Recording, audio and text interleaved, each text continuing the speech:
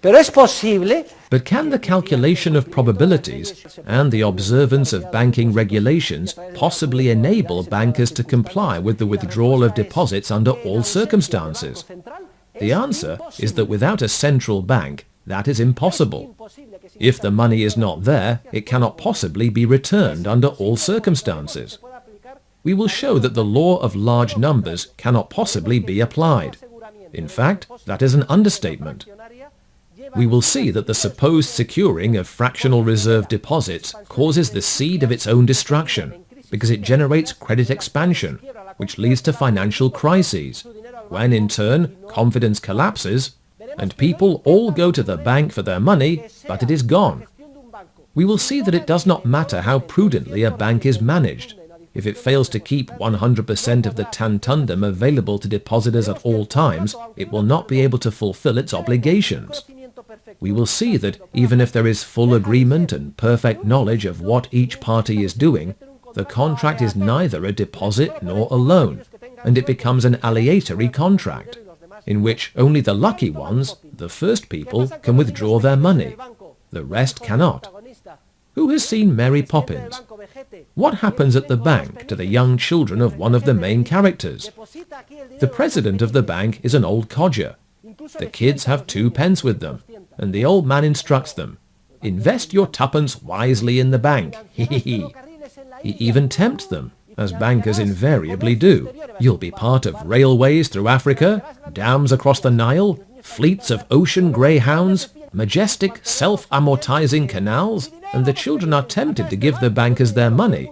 But in the end, they do not trust them, and when the customers hear the boy shouting, "Give it back! Give me back the money!" they conclude, "Ah, this bank has no money." And everyone runs to the window to make a withdrawal. And there is a run on the bank. Give it back! Give me back the money! Take my money! There's something wrong. The bank won't give someone their money. Well, I'm going to get mine. Come along, young man. Every penny is mine.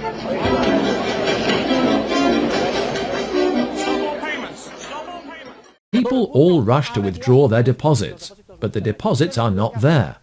And what is the banker's initial response? They close the cash windows, in other words, a corralito, and turn their depositors into forced lenders.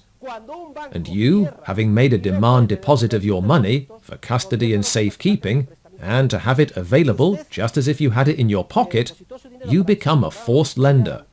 And from the moment you become a forced lender to the bank, until its assets have been liquidated in an orderly way and you can retrieve your money, you lose the availability of everything you had deposited. Your cash balance goes from 1,000 euros to 0. That is why the corralito made the Argentines so very angry. As you will see, the system can only function if there is a central bank to act as lender of last resort, capable of generating or creating from nothing the liquidity necessary to save private banks in trouble. What happened in Argentina? Why was it not possible to save banks? And why was there no choice but to permit banks by law to refrain from returning deposits? Why could banks not be saved in Argentina? Because the country had dollarized, and the Central Bank of Argentina could not print dollars. Why did Iceland suspend payments? A country where banks had accepted demand deposits in euros and dollars on a massive scale. Because the Central Bank of Iceland could not issue euros or dollars. And when people went to withdraw them, private banks were unable to return them. In fact, a referendum was held to determine whether or not the money would be returned, and people voted against returning it. Why is Greece faced with such a serious problem? And that is not to mention other countries. It spends far more than it takes in, and it must cover the difference by issuing public debt.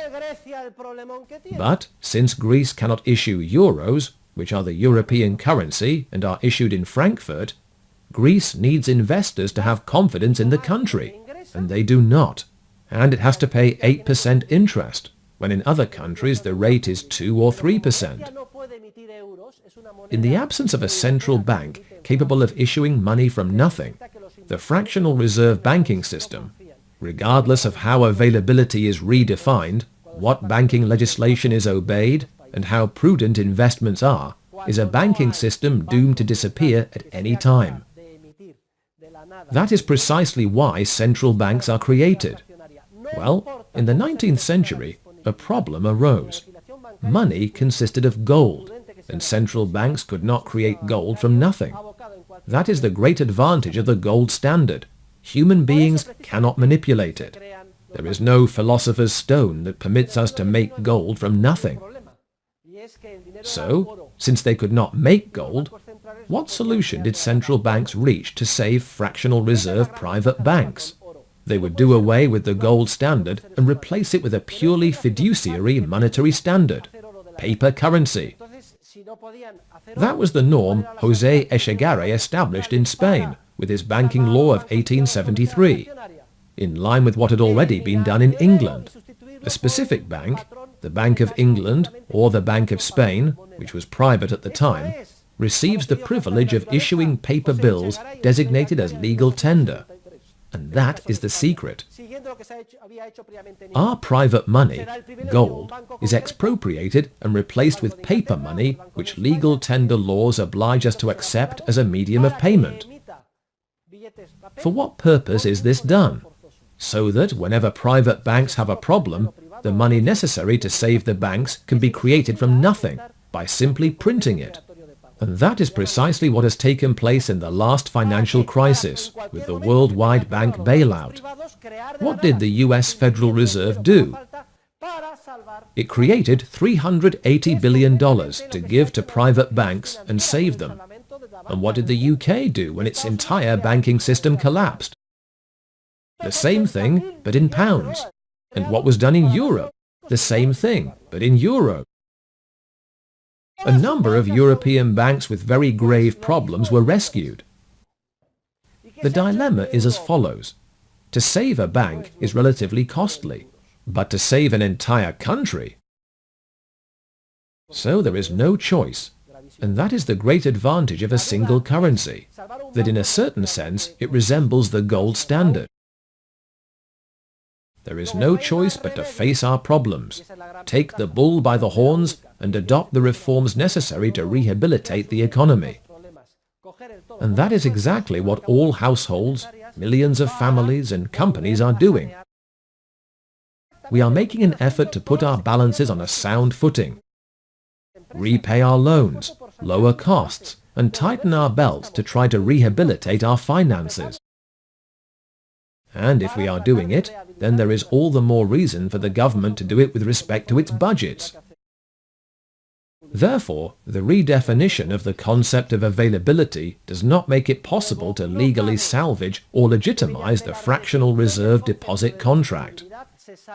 Nevertheless, the state has the power to make any institution legal, no matter how monstrous it is, and there is a factual matter we must recognize. The legal monstrosity, that is, the fractional reserve deposit contract, was accepted in the entire Western world as a result of a historical error, the Peel Act of 1844, which we will discuss extensively later. Well, the book we are studying together in this course is devoted completely to an analysis of the economic effects which follow from the legal legitimation of an institution as monstrous, to use Felipe Clemente de Diego's term, as the fractional reserve monetary bank deposit contract.